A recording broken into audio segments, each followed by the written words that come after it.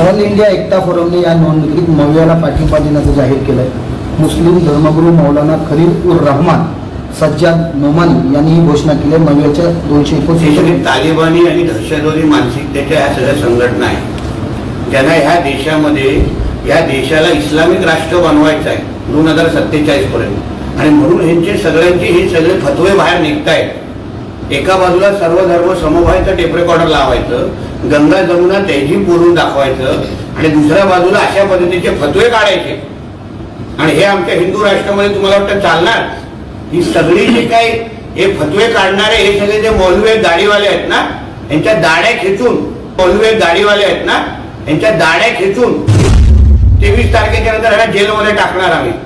म्हणून जी नाटकं करायची, जे फतवे जी तमाशा करायचा ना 23 तारखेपर्यंत करा. नंतर शुक्रवारी ढुंगण वरती येणार नाही एवढी काळजी आम्ही घेऊ 23 तारीख नंतर.